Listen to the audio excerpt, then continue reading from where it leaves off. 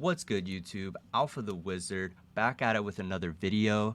Today, we are starting the Meta Breaking Podcast, and I want to welcome our guest, Justin Singh from Rempengu Nation. Justin, how are you doing Alright. today? Pretty good, pretty good. Yeah, man. So, a lot of spicy things are happening right now in Yu-Gi-Oh! And it's actually very interesting. In just a short amount of time, the meta is shifting drastically. What are your takes like on the current meta and, what people can expect at the remote duel YCS and, things of that nature? So the ban list actually did change a little bit, but not too much. Like Tier is still objectively the best deck there is. But it got rid of a lot of the Saki factor with orange lights. So now you can't just have like orange light and Kelbeck or Agito to just get like infinite value on turn zero. Now it's just one orange light. So what I've noticed is a lot of people have been cutting down on their fairy count, especially like Kelbeck the two, no Agitos, just because there's not enough payoff with Orange Line. They're just playing more like generic cards like Talent, Super Poly, Imperm, stuff like that now. Yeah, But and yeah, sorry. I'm glad you mentioned that because I have started seeing like a lot of people like drifting towards imperm. I've also even seen some lists playing nib, and nib when it comes up it's actually crazy. I mean, I don't know how I personally feel about nib like, in my build, but like imperm has been crazy. Have you tested it at all? Yeah, I actually do like Nib a bit. It's really powerful, especially when coupled with Imperm as well, because it just like outs the Rukalos board with Dweller. The only effective way to play around is to try to fuse in the Kaleido Heart, like when you make the Rukalos, or you try to play like Diviner and you try to set up like Baron Rukalos, but that's bad because with less fairies, Diviner is a lot worse. Yeah, and I've noticed a lot of people are starting to cut the Diviner Baron package too. I mean, do you think that's going to be like the new standard? Like, I don't know. It seems like a lot of people are doing it. Yeah, I think it is because people like realize now because we can't get as much like play on your opponent's turn with the orange lights. A lot more people are maining at least six beast shields in their deck now. So a lot of those slots have just been transformed into beast shields and then more generic cards. Absolutely. And shout out to Justin for that too, by the way. He's the man that literally told me back in Pasadena, you need to main 9 Bestials. And I said, man, I don't know. I'm just going to play the one Druis. And he was 100% correct. If I could go back to that event, I would have played 9 Bestials. Currently, I'm only Yeah. playing 7, but like, I think that's okay because we're now playing things like imperm and stuff like that. But yeah. How do you feel about the bestials like right now? Like, do you think like what's your take on it? With the relevancy. So back in Pasadena, I thought that it was very correct to play nine, and then the guy who won Dortmund played nine. His list was like very, very similar to mine that I took to Pasadena. I cited, I think it was Talents and Orange Light as well, and then I named the nine View Shield. So that guy I actually know him pretty well. So we talk about Vins, and yeah, his list was very, very good. I understood Hani's list with like just playing like the more fairies for Orange Line and the Diviner stuff, but I just felt like playing the interruptions with the Beast Shields was just a lot better. So his list was very, very good. So that's kind of like the same theory I went with, the winner of Dortmund. And then a lot of the other people on like Luxury and all those other teams, and like Source Gaming and GNC played more like the fairy heavy build or like a sprite hybrid build. But I just wanted the consistency of making Beatrice because I think that's like the most broken monster you can make in the deck. I So if your agree. hand just has like Magnamit, you can just go like Magnamit Guru and make Beatrice. Also, for a while, I was playing two Garura, and I brought that up to a lot of people, and then a lot of people started doing it too. Since you could just like make Kit double Garura as like your fusion's first turn, and you can make Beatrice without having to use the Beast Shield in your hand, because the only Beast Shield in your hand you'd want to use turn zero is Magnamit to add another Beast Shield. But it was important to play Tagura because I was siding Banshee. So on your turn, you would send Scream at Crime, and then on their turn, you'd send Banshee with it. And against Flunder, you take out all your Beast Shields.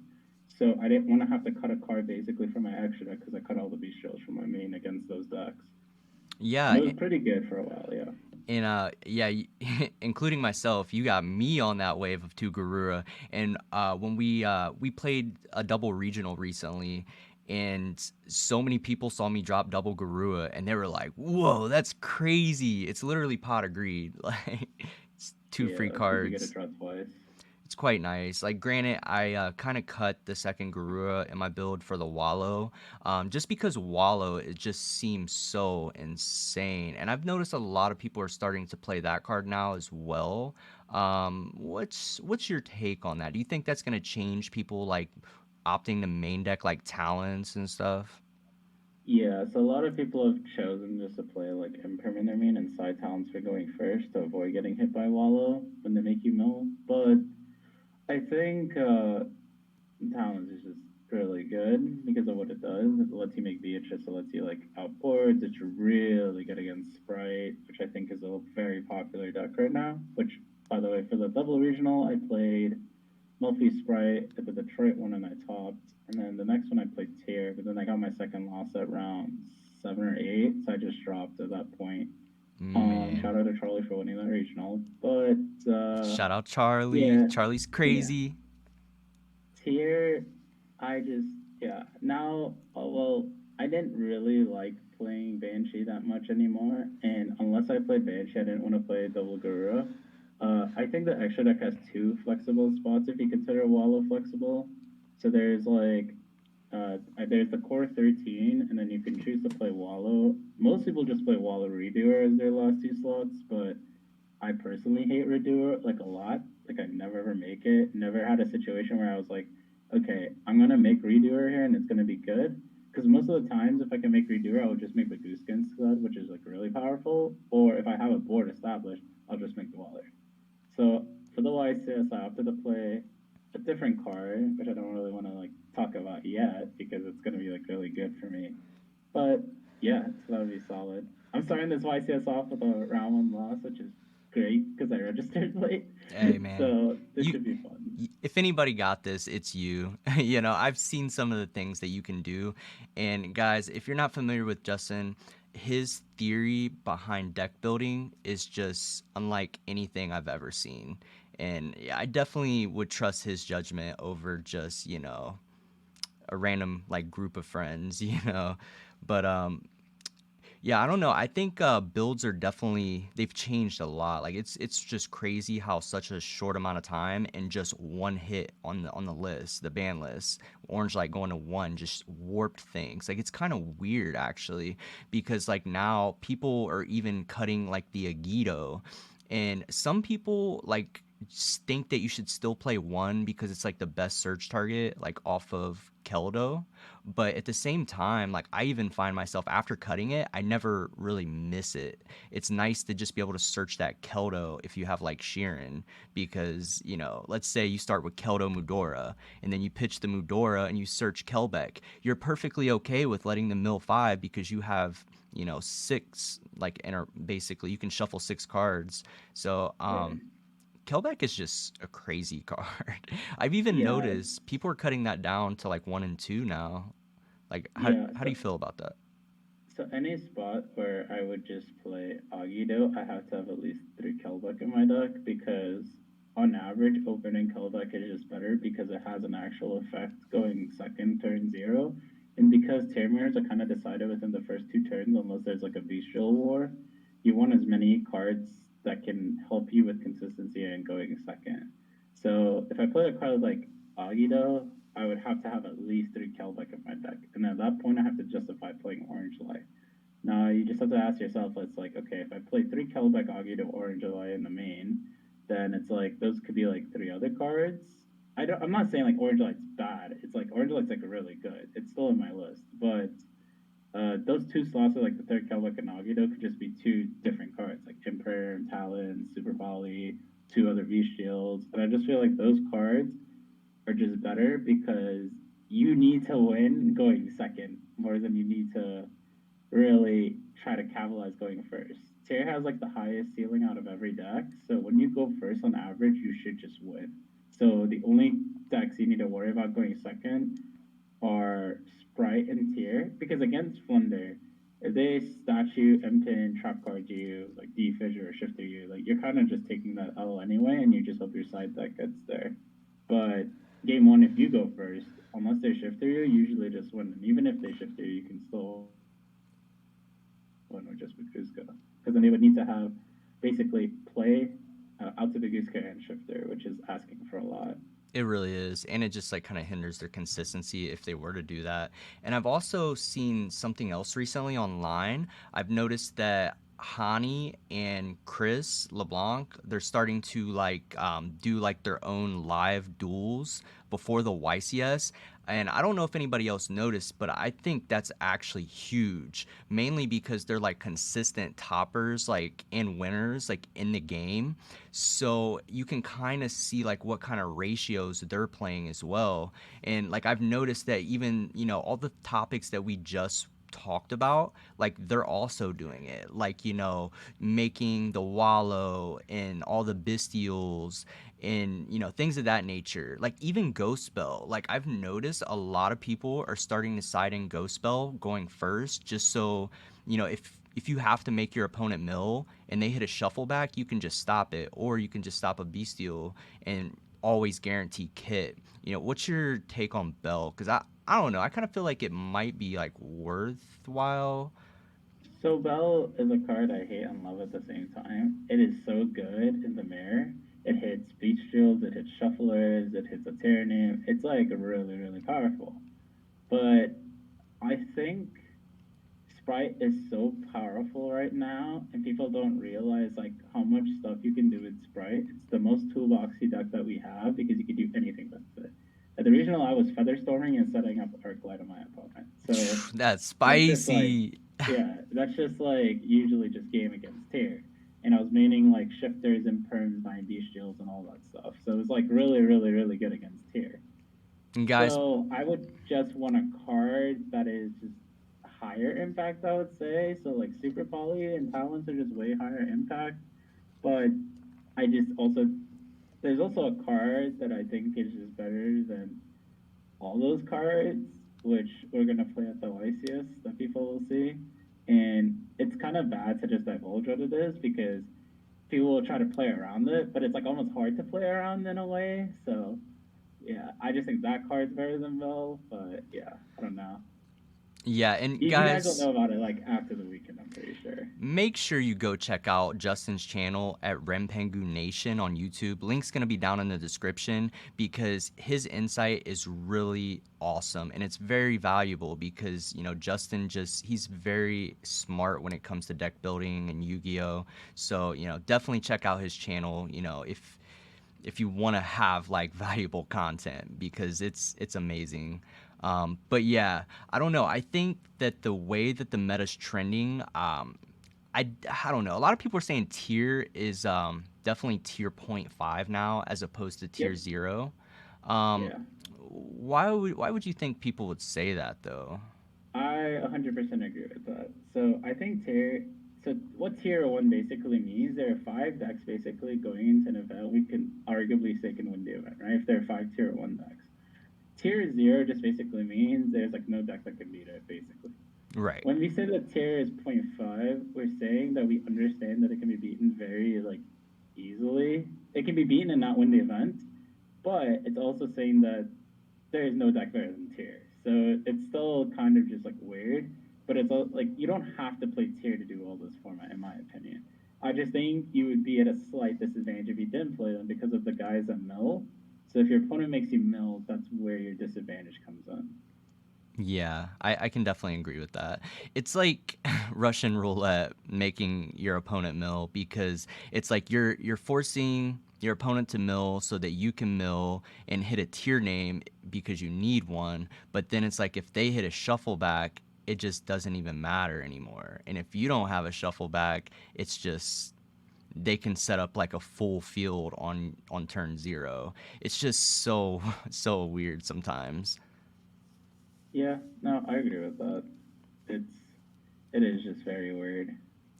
But yeah, I've noticed that, like Hani and Chris, like they were also playing like, Imperm as well. I know that you and Mario, shout out to Mario. Both you guys have been really like telling me just play imperm, just play imperm. It's the sauce. Like imperm's really good.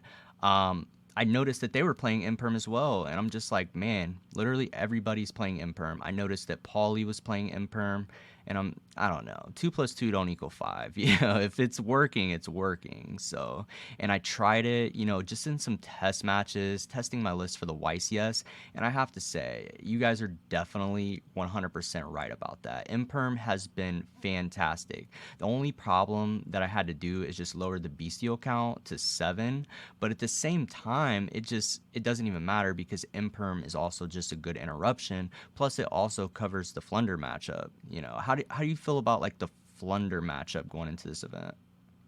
My side deck plays cards that counters both Flunder, Dark World, and stuff like that. So I don't really mind Flunder. It's one of those decks where I'm just like, if they hit the nuts, they hit the nuts kind of thing.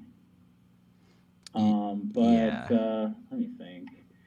I would say Imperm is just more than just what you said as well. As a 6 card, it outs Dweller. It also just inherently plays around Talons. It is also a card that works against Flunder, and it's also a good card against generic decks and Sprite. So it's just overall like the best hand trap you could play because of those reasons. Mm-hmm. But yeah, I don't know. Like I'm a huge fan of that card, and I have been for a while now. Okay. And I've also noticed, like, in terms of side patterns, a lot of tier decks are very standard, give or take maybe like, 3 to 6 cards might be different. But one thing I've noticed that's really different from list to list is side patterns. Um, so I'm going to hit you with the magical question. Dark Ruler versus Droplets. Uh, it depends. Like, am I citing Dark Ruler in the mirror or not? Yeah, like I noticed a lot of people were playing droplets, but now some people are counter argument that Dark Ruler is just infinitely better walking into this event. So it is against every deck that isn't here, in my opinion. If you're citing a card for everything that isn't here, it's obviously just going to be Droplet, right? Yeah, I mean Dark Ruler, right? But if you're citing a card for tier, it's Droplet because it hits Dweller inherently. So yeah. that's just the argument that's being made. If you're citing a card for everything that's not tiered, then yes, Dark Ruler is just 100% better. I think it's just with the rebirth of Sprite. Like Sprite definitely is starting to make like a huge mark in the format right now. I definitely agree with what you said on that. Like even myself, I lost the Sprite in the regional. I definitely misplayed. It was like round 7, and I think I could have won, depending on how things played out. But I will say Sprite is not to be taken lightly, you know. And if people are playing Sprite, then there is some justification for playing Dark Ruler over Droplets. But I think I'm more scared of Dweller, honestly. So I'm not. Yeah, so then at that point, playing um, Dark Ruler would just be better. I mean, if you scared there, also playing Droplet would just be better. So then, because you're going to side that card in for the mirror. But like, if you're just not going to, then just playing the other cards are just better. Yeah, I can agree. Now in my eyes, like people are so heavy on Dark Ruler right now and saying that it should be sided, but just in my perspective and experience, I'm like, Droplets essentially does the same thing, but like you have to use more cards for it. But I feel like it just serves the same purpose. So if like you're siding Dark Ruler against Sprite, it's like wouldn't you just side in Droplets so you can cover more matchups? Like I don't know. What's your take on that? Well, Droplet, you have to pay cards to use it. Dark Ruler, you don't. But against, but Dark Ruler doesn't beat Dweller. Droplet does. Mm-hmm. So Yeah. that's the sorry. You're Yeah, but okay. that's the argument. That's the only like debate with it, in my opinion. If you're playing, because I will never ever side Dark Ruler in the mirror because it doesn't deal with the issue that I have, which is getting Dwellered. So I would just play Droplet if I wanted a card to objectively just deal with Dweller. Yeah, and especially, just like droplets, like there are those off chances that you see a trap and you can pitch a trap for droplets, but Dark Ruler just plays into crime like really bad too. It's kind of Both of them do. Like you can't be. crime really, which is why you still have like your B Shields, Kelwick, Havanus, all those cards to try to like prevent crime happening. But if they have crime, dollar VHS, like there's and like a name, a Kaleido or so, you're probably just not winning that game. Hmm. Yeah, I So definitely can yeah. attest to that. Now, there is a slight change in the meta aside from the ban list. With the release of the new Dark World structure deck, how do you feel about it? Do you think that's going to make a huge impact in the YCS, or do you think it's just going to flop? I think it is because people really like the Dark World fusion. So a lot of tier builds have been playing like the King of the Swamp, Poly, Chimera, and the Dark World fusion. I'm not a fan of it because I just don't want to play three cards in my deck that don't really do anything except just give me like higher ceiling when I think the deck has a high enough ceiling. In terms of Dark World being a deck, it is very bad if people prepare for it, and it also just has to win the die roll against tier because if it doesn't, tier just wins because it just sets up like infinite interruptions with Dweller and you just lose. But as a deck that goes first, it definitely has tied for the highest ceiling out of every deck. I think Draco Slayer also has like that high of a ceiling as well, but it's like a go first deck almost. Yeah, and we're recording this video about 2 hours after the submission deadline for the deck list for the YCS. So, with that being said, I just have to ask, should people be playing Droll to counter Dark World, or do you think it won't be represented that much? So I like Droll because it beats Dark Roll and Flunder and Draco Slayer. If I go second against the most broken high ceiling decks, I need a card in my deck that can give me a chance. Otherwise, I'm just gonna lose. If I open Beast Shield game one against Pendulum, I'm just losing the game. Whereas then post side, I'll have like Droll and other cards to help me. But if I don't have those cards and you lose the die roll, those decks just stomp you. Flunder, Dark World, and Draco Slayer. So that's why I like Droll more than like other cards because it covers all three of those matchups. And speaking of, a similar topic to that, I've noticed a lot of tier builds are also starting to cut the heartbeat with mine being out of the format, which I Correct. can agree to an extent. Some people are arguing, D fissures back in, macros back in, but I feel like decks that are playing those just, in theory would be like a lot less consistent. Like Flunder, for example, if they're maining 3D fissure, it's like you would think it would just make it even more inconsistent. And sometimes they can have trouble getting the ball rolling. What do you think about that coming from like a tier perspective? Do you think we should be worried about those cards, or do you think it's okay to cut the heartbeat? I think cutting Heartbeat is correct because every spot where you'd consider playing Heartbeat, you can just play a second Soliac or a second Scream instead because those cards just do a lot more for you when you go first and they're more consistent when you mill them. In terms of cards like D, Fissure, Necro Valley, and stuff, you can't just like always like realistically play around those cards, but you can play cards like Exciton Knight, Phoenix, or Unicorn. But you also have to remember we can just Zeus them. And those decks with just like a very low ceiling that do that to you, Zeusing them is usually enough. Yeah, I definitely agree with that And because also, those cards that you mentioned are only good like when they go first. Sure, they can activate it like into your board, but if you have Planet up, you can just go like, oh, I will just change Shuffler, pop it, or something like that. yeah, it makes it significantly worse. I just know a lot of people that play tier, they're kind of hesitant, and they're opting to side more back row hate just because a lot of people are absolutely afraid of like macro and D fissure because those cards can be devastating. But at the same time, I do agree with what you said. They're only good going first, really. Trying to play into a board, not so much, because, like you said, Planet just does a lot. Yeah, and then post side, you have to also remember we're gonna have back row removal in our deck. So a lot of people have just been playing either Twin or Storm, and those cards just deal with those. Yeah. And with Justin being a deck builder, and very good at it, I know that you was working on at some point a Kashtira deck. Oh yeah. How do you feel about that deck right now compared to where it might go, you know, when we get the new support? Uh, right now, I think that deck is too slow. So the thing is, not having the field spell or having the spell the special from deck really hurts because now unicorn does not become a one card combo, so you need to open a card like what is it? You need to open a card like adventure card to play. But post Fight on Hypernova, we're still gonna have all our adventure cards, so we have the sevens to work with it. But then also it's like a lot more consistent, and then you can play a lot of the tier hate with like Shifter and stuff like that. Fenrir is also just a really good card to just out like Deep Fissure and like Necro Valley and Macro and stuff. So generally that card is just always gonna be good. Yeah, But I really like that yeah, card. I You're do like actually that card. you're actually the one that got me really liking Fenrir too.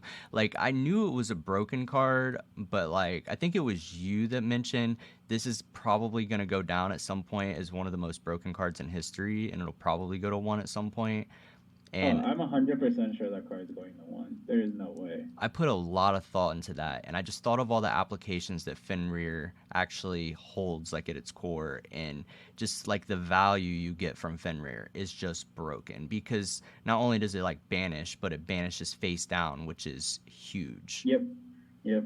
Unicorn's also just broken because it just lets you like hit cards from people's extra decks, and most people are just playing one of the guys. So, sorry, they're just playing one Kikalos. So having Unicorn in your deck makes them just never want to beast chill you. Otherwise, they just lose Kikalos for game. Yeah, So that's also like a I funny can little recall thing. a time where Justin hit me with that. He had a unicorn on the field, and most people only play 1 Kikalos now, and he banished my kit. And then, in another perspective, I think it was Mine Hacker.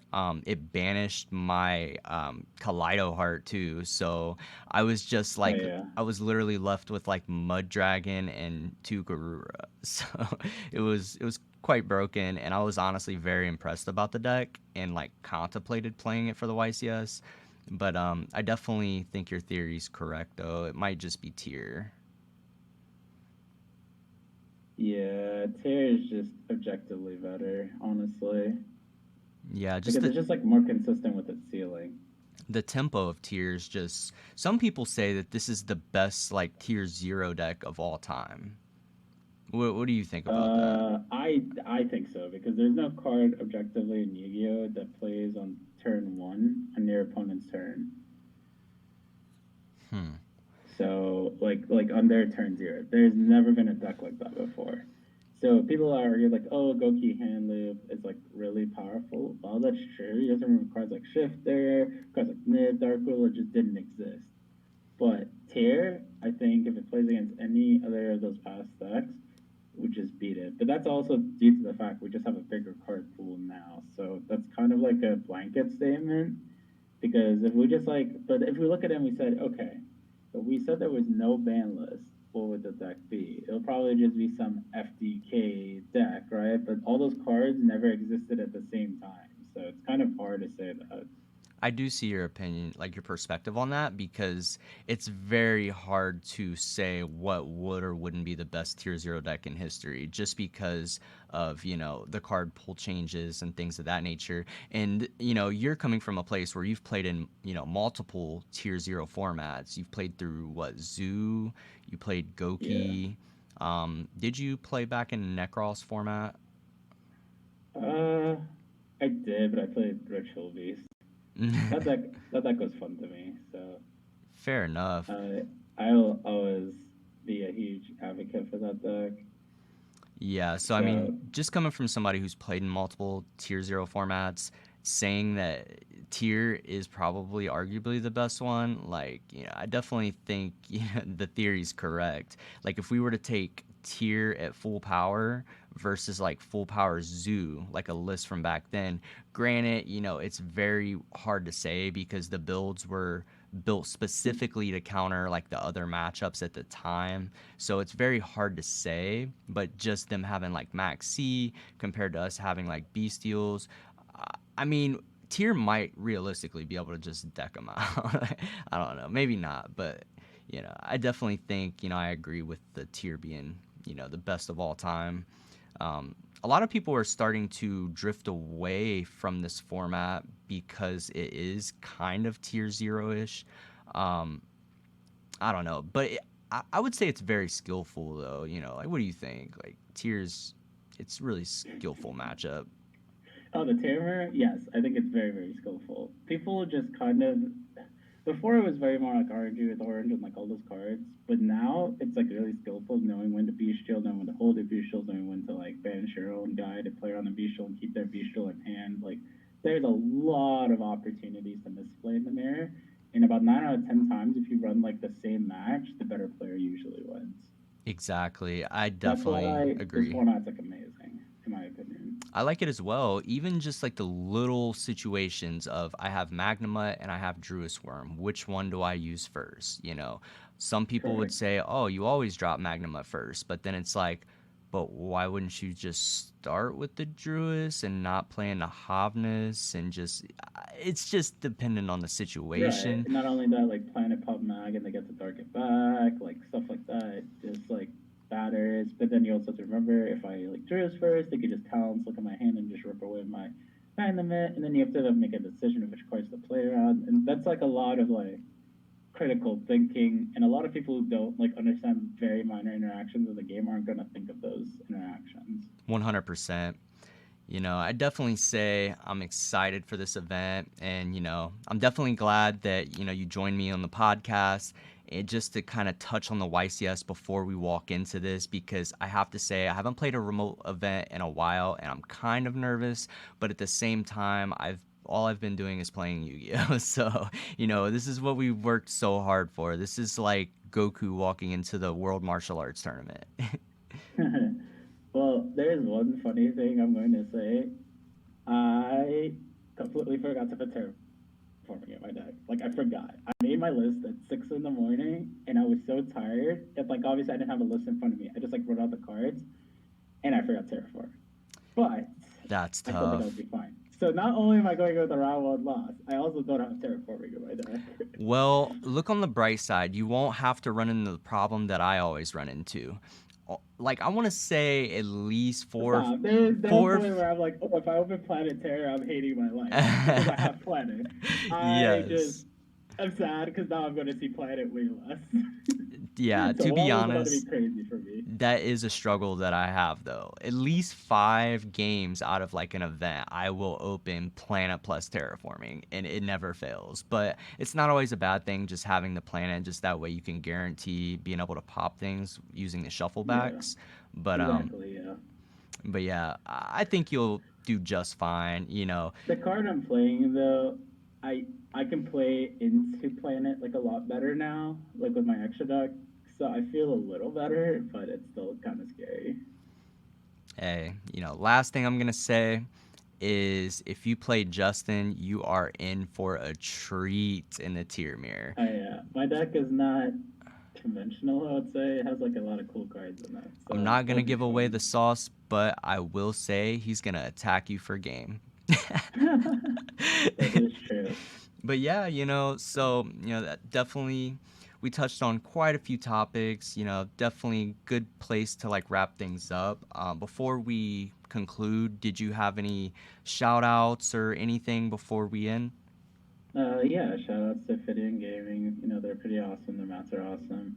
They're my sponsor. Shout out to my locals plus one gaming. Shout out to Alpha the Wizard for this awesome podcast. Let's Shout go. out to like, the boys from the barber shop always playing Yu-Gi-Oh and stuff with me. Shout out to Mario and Brett and Charlie and Sean for this past double regional we went to. That's pretty awesome.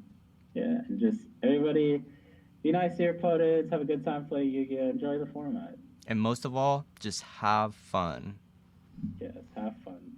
That is also important. Yep, and last but not least, make sure if you didn't catch it before, check out his channel, link down in the description. It's Rempengu Nation. His channel is awesome. He posts a lot of good content, deck profiles, combo vids. It's amazing. So, on that note, this is Alpha the Wizard. I will see you in the next one.